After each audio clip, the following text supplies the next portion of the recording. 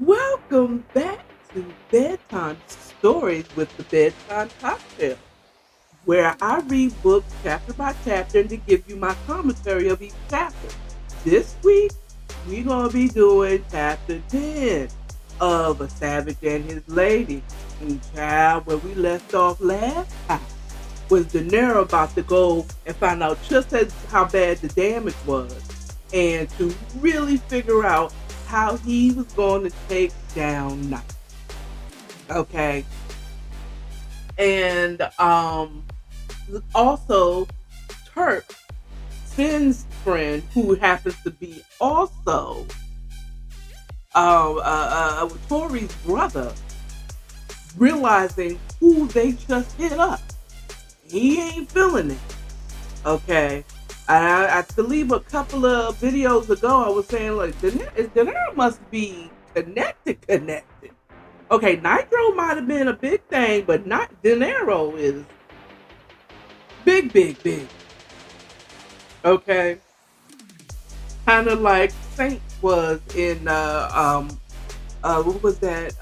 The last book I read, Caught Up Loving a Trill one, two, three, and four.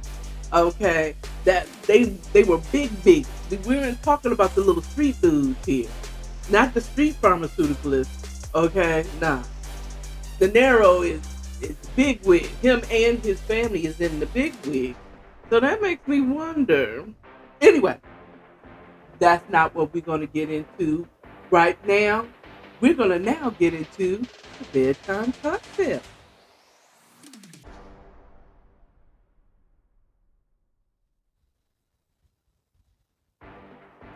Okay, it's time for me to direct you to the bedside bar, and we're getting back to the old school.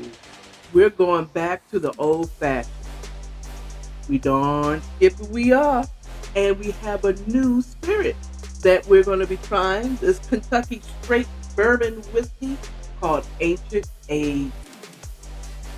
Now, when I say this is brand new, this is brand new bottle. I haven't even cracked it open yet. So you know what we do when we have a new bottle. We definitely taste it to see how it is. Because if I'm doing an old fashioned with this whiskey gonna have to taste something.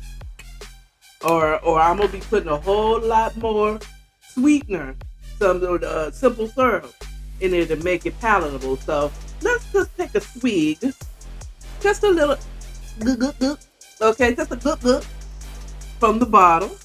This is not even much. It's not even a shot. Okay, so let's see what Ancient Age got for you.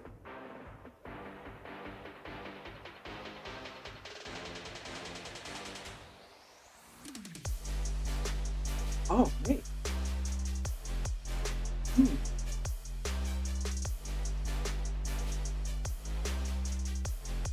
Mm. Oh, this is some. Ooh, child. Look, let me tell you something.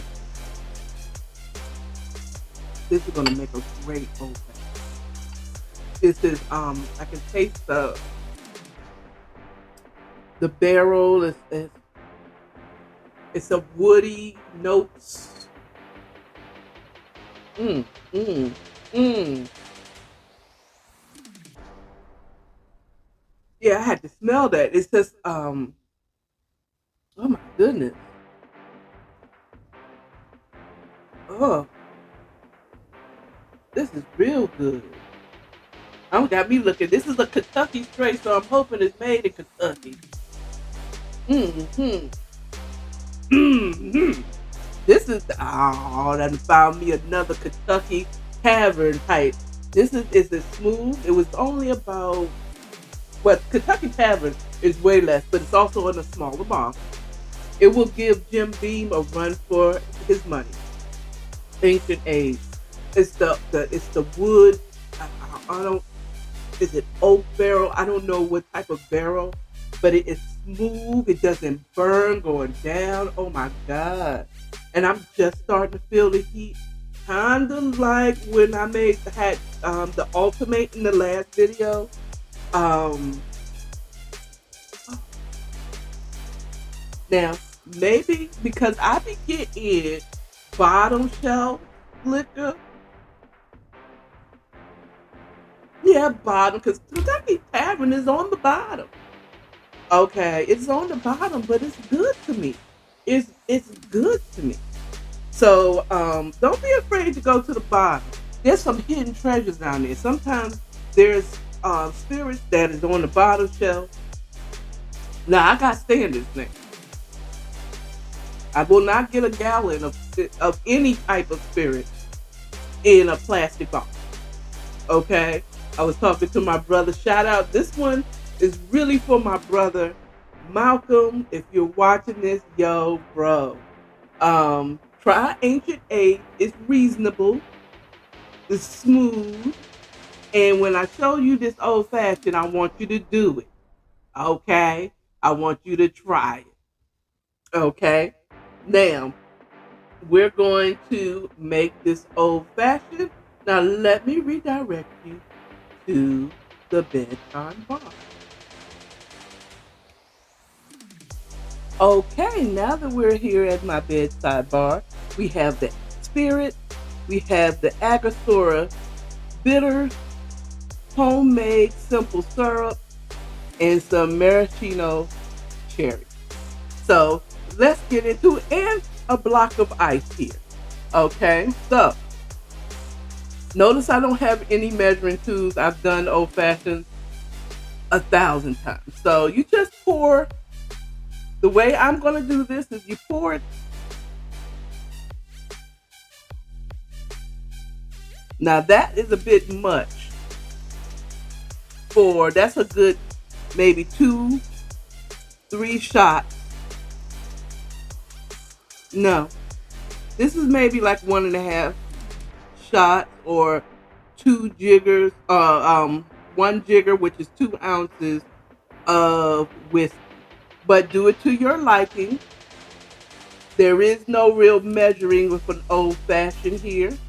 Okay, now I made simple syrup. This is basically sugar dissolved in water. You boil some water, you add some sugar. It's 1 part sugar, 1 part water, and you boil it and dissolve it together. I used a dark brown sugar.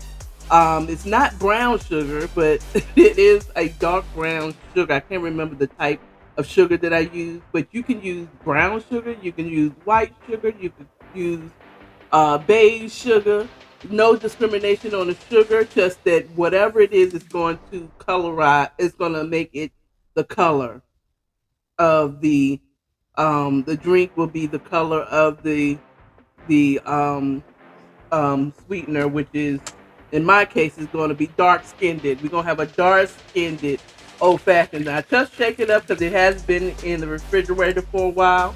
So I'm going to do about 1, 2, 3 squirts of simple syrup. That would probably, I would say, if I were going to put it in measurements of a jigger, it would be a half a jigger. Okay. Now we're going to just do like 1 or 2 drops of the Angostura. Just one. That's what I don't want to have too much, and I'm running out. So, and Angostura bitters is not cheap. So you take your ice. Now you can get the actual whiskey ice cube maker, or you can go to the Dollar Tree and get these little containers, put water in it, and make ice. Okay. Nor also, you don't really need to have a big block of ice. It is best when you're doing whiskey neat and whiskey when you're doing this type of whiskey that you'll sip, because you want, now you can do the cubes ice, and you see I'm stirring it up and dissolving, but you want to use, I would say use a big one when you're talking about a cocktail that you're stirring like this in a low ball glass. As you see, I have this in, and you're going to be sipping. You want a block of ice. You don't necessarily want to have cubes because they dissolve quickly, but you can if you want to. especially if you're mixing it at home. Now, if you want to be fancy, get that. Get that. I just refuse to pay $12. Now we're going to for 4 big cubes of ice, but that one day, when I get monetized, okay. Now we're gonna garnish that. I like to use 2 cherries with. Oh, there it goes. Just fell out there. Thank God I do have me a clean towel here. Gonna put that right on in there because it's just me. Now, if you were here, I wouldn't have put that in there. Okay, and that's that quickly an old fashioned.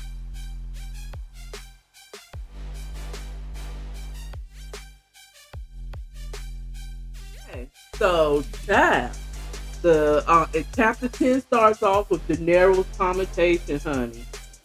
He's in his office at his laundry business, which happens to be a clothing shop.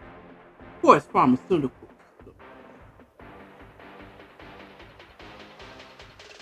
And he's talking to his man who called him about cash and keys, cash and keys. And he said, oh, he was telling him like it wasn't done. It wasn't just Nitro, or it just wasn't. Well, they don't know who it is at this point. He said it wasn't just one dude. It was several dudes. They got me for like six men. What? It's like, dang, he's getting the whole. De Niro's getting the whole breakdown from his man when he gets a knock at his door from his security, who stuck his head in and said, hey, De Niro, we have someone out here that wants to speak to you. He says it's very important. And he was like, So hand on the trigger, because the street pharmaceuticalism business is risque. We don't know if this whoever was for him, whoever is the one who performed this hit, well, he knew in his mind who it was. He knew in his heart, in his mind, who would be doing some stupid mess like this but Nitro. But he had no hard proof. Well, guess what comes in the door? Hard proof. Who's coming in? None other than Lane and Turk.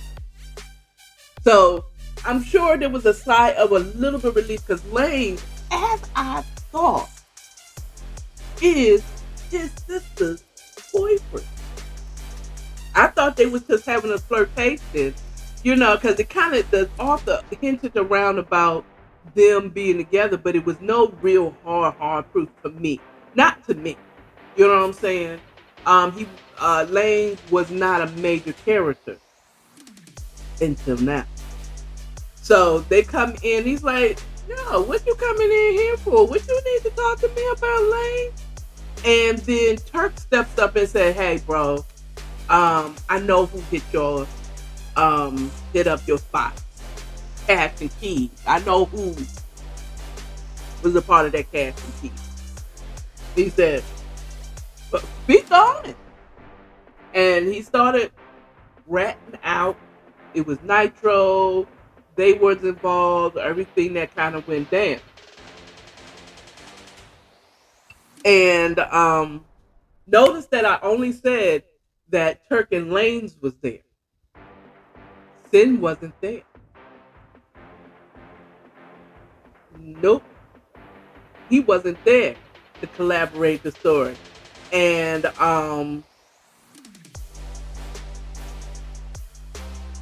part of the conversation that Turk was saying is like, yo, bro, what I didn't know was you.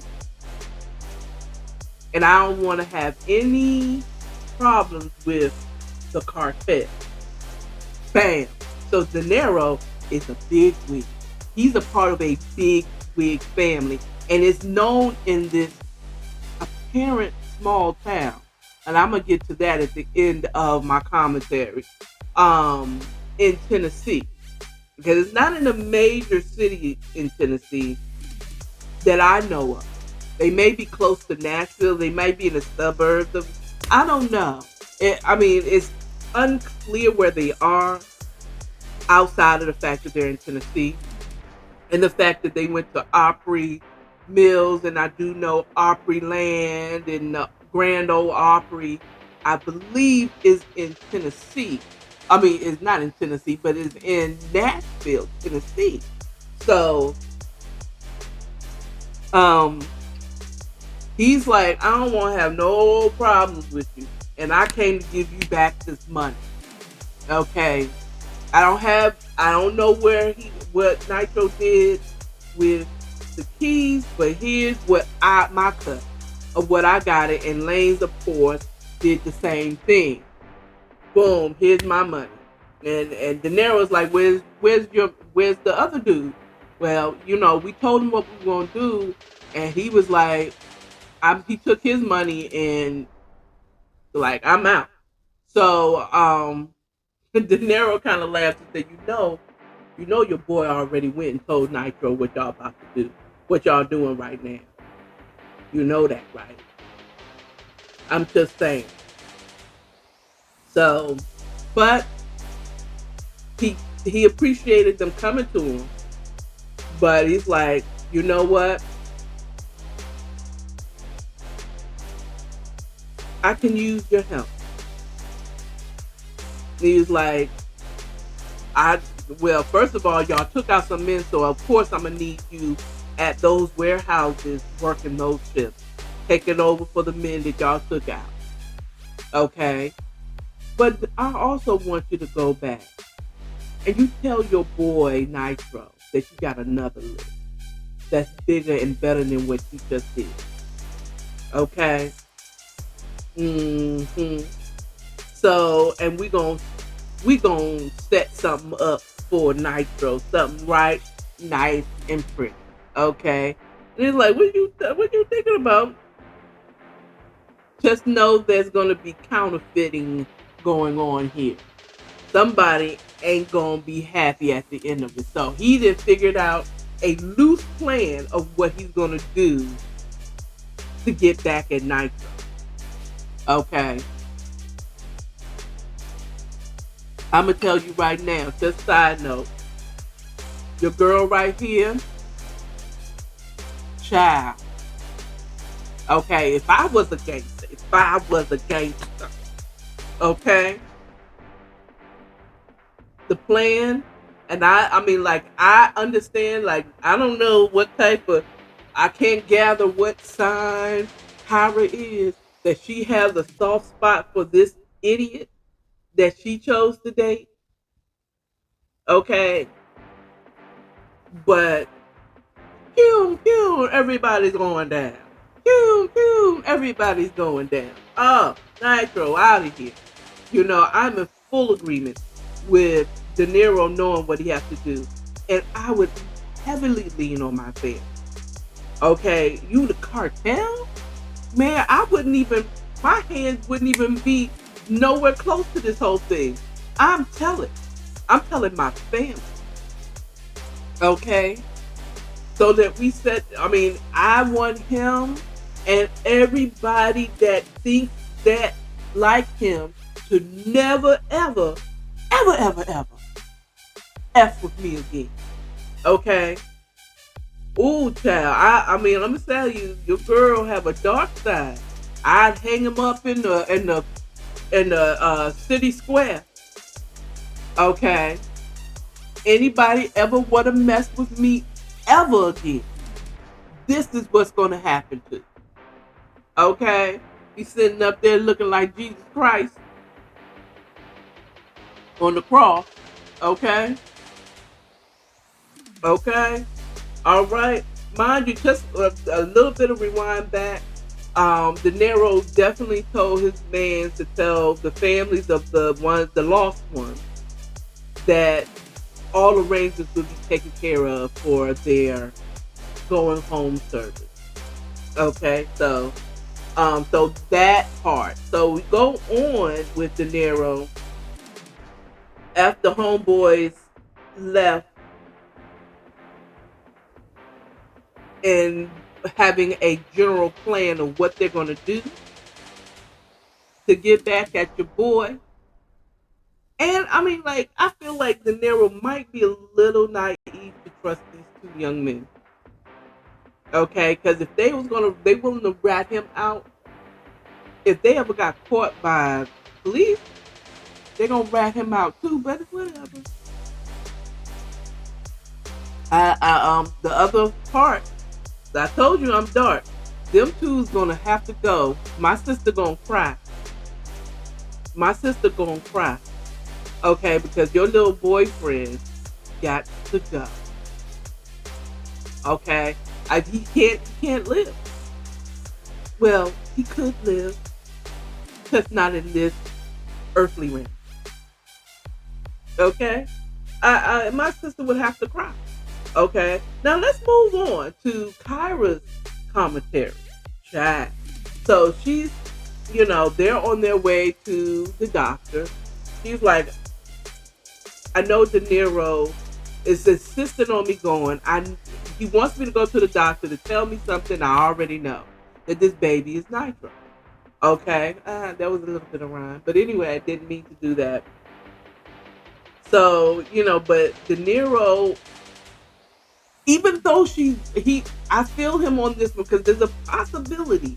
There's a small little possibility that it's De Niro's because we cannot forget about Memphis. Okay, we cannot forget about Memphis. Now, mind you, when I do these reviews chapter, I just read the chapter, so I haven't read ahead at all. So I don't know. But somehow, in my spirit, I feel like the baby's going to end up being De Niro. Okay? But she's convinced it got to be Nitro's because he was the only one. She's forgetting Memphis. But I feel like De Niro's thinking it's a possibility. Memphis. Okay? So they go to the doctor. The doctor says that she's 12 weeks, which pretty much confirms to Kyra that it's Nitro's baby. So after the doctor said how many weeks she was, everybody's kind of quiet, and then she's like, "Say something. Your silence is killing me." He's like, "Well,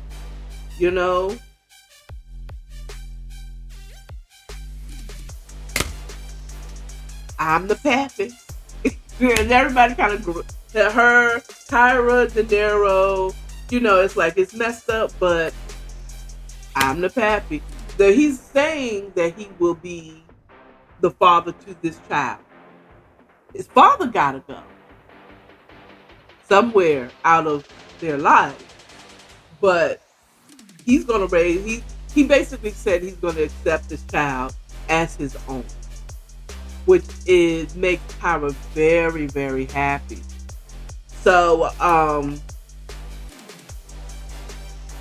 on the way to the doctors, he mentions that she wanted her to go to a friend of his who is a gun trainer because it's like, look, the way it's going to be, we're at war now.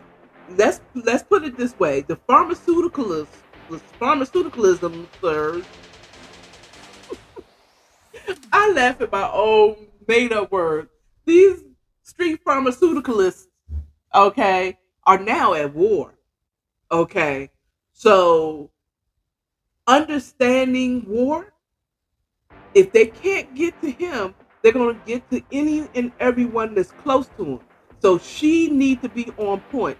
Which I'm going to make a comparison to Part of Love and the Trill one and this Savage and his lady. Is I like the fact that he prepared her for this war, because I can't be everywhere you are, and I'm gonna need you to be trained enough to be able to pull the trigger if you need to protect yourself and our children. Okay, so he's like, after this, I'm gonna drop you off at my homeboy Trey's house. I mean, spot his training facility, so he could train you on how to use a piece, some heat, a gas, the fire, them whatever else we call it. Okay, so you know how to use it. Okay, if you have to. Okay, I realize I am looking here and not here. Okay. Okay, fine. I mean, I'm doing what I can. I'm doing what I can. Okay, so he was like, okay, cool. So after the doctor's appointment and everything, he said, I got you a change of clothes so that you can be comfortable. You're going to need to be comfortable, whatever. So they go to his boy's grave spot. It's a white boy. He said, I'd like you to meet my white boy I know, my white boyfriend. Hey. Said, okay. I said, this is there. Okay. She said, look, show me to where the bathroom is so I can change out of these clothes and get into something more comfortable. So she goes in there, and Trey's wife, she called her like a little happy little white girl, comes into the bathroom like, hey, he's like, oh, okay, hey. He's like, hi, I'm Trey's wife. He sent me in here to see if you're ready to get started. He's like, yeah, she have her hair up kind of like mine's in a messy bun, cute in her little, leggings and a t-shirt, and ready to work on handling heat. I was say fame, fire. I meant heat. Okay? I meant heat. Okay, let me look at the right. I meant heat. Okay? Handle a piece if she needs to. Okay, so they're talking. She's like, "Oh, I heard a congratulations is in order. I heard that you were expecting. I heard him tell my husband that to be gentle with you because you are expecting." And she's like, "Girl, yeah, I'm expecting. It's my exes, but that's a long story."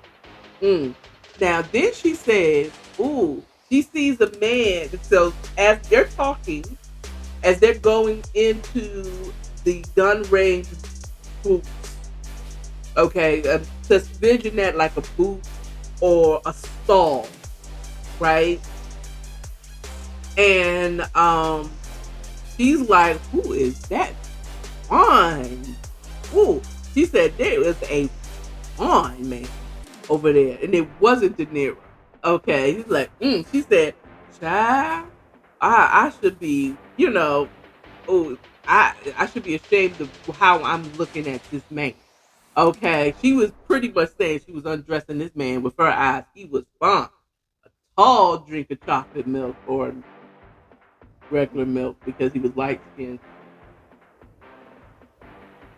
Okay, and she was just, but he was over there just listening to their conversation. We're gonna tell you who that is just in a few minutes. Just stay on.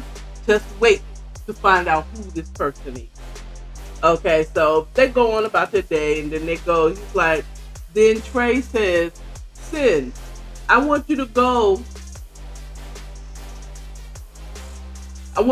out and go ahead and prepare the course or whatever, He was like, all right. Now, you know who I told you it was? It's Sin. This is the one that didn't bring back the money. This is the one that didn't want to fess up to it. This is the one that De Niro suspects has already went back and told Nitro that your boys is going back to tell De Niro, to confront and tell him the situation. Nitro don't give a crap. It doesn't matter. He doesn't care that they're going to rat him out. De Niro, he ain't tell him nothing, but they just confirmed it. So it's Sin. It is Tori, De Niro's ex-brother, that works at this same range. And so he heard everything. So the next commentary we come to is Nitro's small section right before the chapter ends, and this is him getting a call from none other than Sin, telling him the tea, telling him that I heard. Isn't Kyra your ex? Isn't that the one that you was messing with and blah blah blah? Your ex? Mm-hmm. Yeah. But child, he spilled the tea like schoolgirl. Like he said, I didn't heard. She said that she was expecting, and it was good. He said, "Oh, no. So Nitro. This is what Nitro has been wanting to do. He's been trying to get Kyra pregnant." Okay. Now this funny thing. This is the same man that said he didn't like her either, and that she was just a little duck chick that he was using. But this man, look, that was just what he was saying to get back at her because she said she didn't like him. So this bull, he really, for whatever reason, he wants to lock that. Well, no, we know why. Because she held it down for him. And but what's confusing me right now is the fact that Kyra's in love with De Niro, always have been. She started a relationship because she didn't really, I feel like she really didn't expect the Nick for this change or to be pregnant, or this whole thing is just kind of was a whirlwind for her. But what I don't get is Nitro's feelings for Kyra, but you just told her that you didn't like her either. You put your hands on her, and you really acted like you didn't give a crap, as if he was messing with that. She was kind of side. She was still possibly messing with De Niro. That doesn't bother you.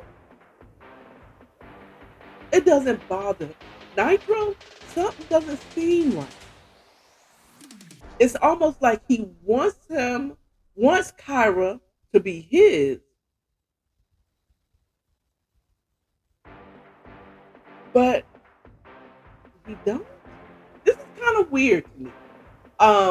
But the only way I can think of it up until this point is that he just said that to get back at her for saying that she never liked him. Okay, and somehow I feel like Nitro is a handsome looking man too. You know what I'm saying? I mean, anyway, going on. So Nitro is real happy. He's like, "Oh, so I'm about to be a daddy. Okay, cool. Thank you for letting the brother know." So we end there with his small section finding out that he might be a father. And we also found out in Nitro's commentary is that apparently Lanes and Tuck had came back with telling them the whole thing and saying like, "Yo, I decided not to even do that, but I found out another lick is even better." So we didn't go to him. He's like, we just kept our money. I mean, I guess whatever. So for whatever reason, Nitro really believes that story. I'm trying to wonder. I don't know if I don't know if Nitro is a smart person. Like, you really not going to keep the money, or is he very arrogant? Anyway, so that kind of ends the chapter 10. If you want to read the whole thing, get the book. I got this on Amazon. The link will be in the description. Get the book, because I'm only telling you from what I see and how I feel, chat. So I really should start a book club. I really should. I really should. Because the questions now come in line. This is what the questions are.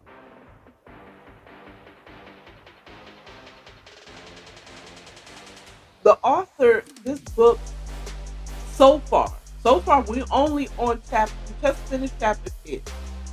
It seems like it's just a small town.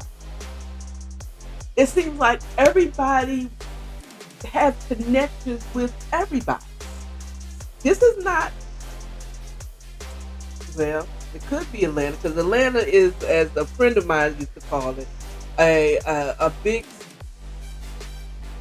big small city. Okay, in other words, Atlanta is a major city. Okay, kind of rivaling New York and California. I'm gonna say it. We like the New York and California of the South, right? But we have a small town mind, here. You gonna run into other people. But the fact of how everybody kind of know everybody, the fact that Sin's brother, first of all, Sin has a brother that happens to be working with the man that whooped her behind, who is saying that he ain't it, but you working with this dude to get a lick? And Lane is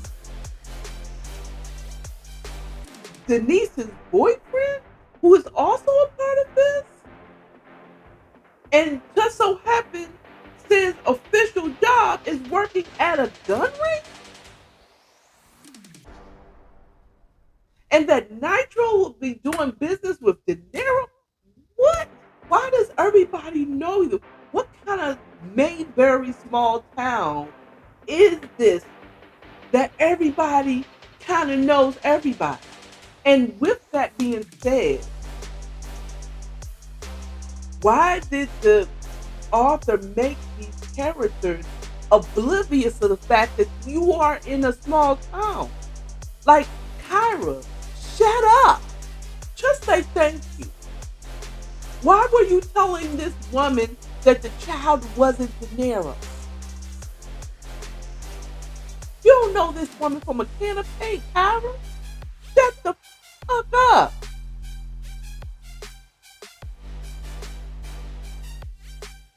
And De Niro, why are you telling him? I mean, I get, like, be gentle with her, she's expecting. Okay? But y'all just talking kiki around this dude. You don't know who this dude is involved with. Y'all are at war. I appreciate that he recognized that they're at war, De Niro, and he's preparing Kyra. But girl, what kind of small little mind do she have that you just say thank you? Thank you. You don't know who's listening. So that tells me, clearly Kyra is it, and I can relate to Kyra because though I have a dark side, and because I'm a Capricorn, I'm quite capricious. I feel like I could see myself doing the same thing, especially if I'm not a part of that lifestyle. For real, for real. Like, I might be able to accept it and realize I know how to protect myself, but not realizing that everybody is fucking connected. Okay. I'm just saying how many people are connected to different people. And how the hell did De Niro, this is going on to the second thing, is the second question is, how the hell did De Niro date this woman, get her knocked up, Corey that is, and not know she had a brother? How this whole time he didn't know? In a year and a half to 2 years, you don't know that your girl has a whole brother? How are you calling her your girlfriend? You don't even know that she has family in town. You didn't ask the question, so you just knocking her off? Is she just a plaything to you? I mean, because in that case, I'm starting to feel a little sorry for Tori. Because no one really cared about her. No one. None of the men in there cared about her except for her brother.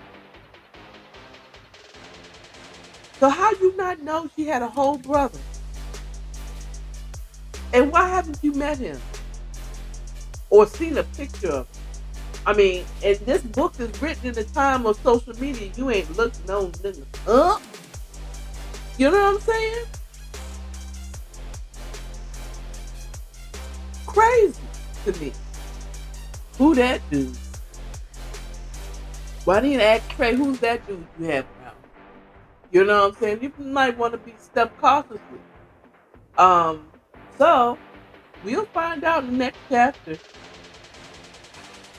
It just seems to me Nitro is going to come. He going to contact her. I mean, Kyra. He gonna contact her to ask her about the baby that she's carrying. And of course, judging off just the other 9 chapters, I'm probably guessing that the next chapter he's going to ask her or call Kyra and like, so I heard you're pregnant with my baby. Okay, so that's going to cause a drama.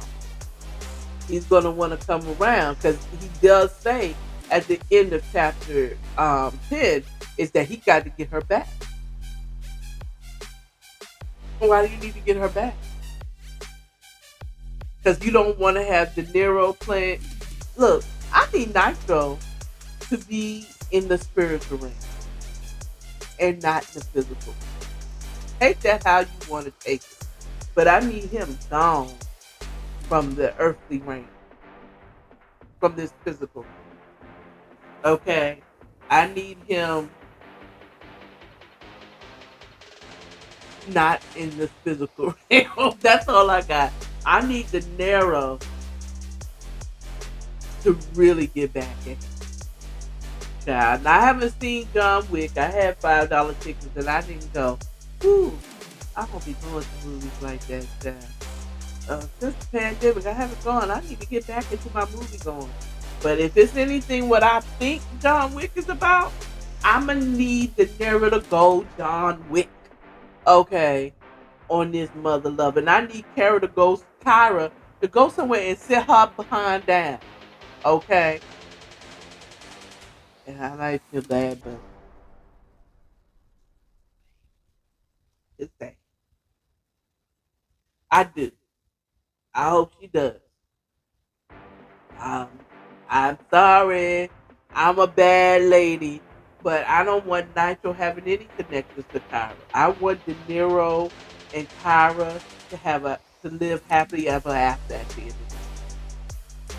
But if it's anything like my past authors, it's not going to be your regular Okay, so we shall see. Meet you back here, maybe in my bedroom, maybe not, on the next bedtime story. See you next week. See you next time. All right. I can't guarantee next week, but I can tell you it will be a next time.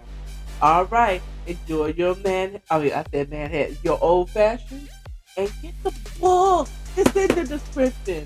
Child, it wasn't expensive. Get the book. Run Kiara Holt books through the roof. Get her on the New York bestseller or somewhere bestseller. Okay? All right. Anyway, bye.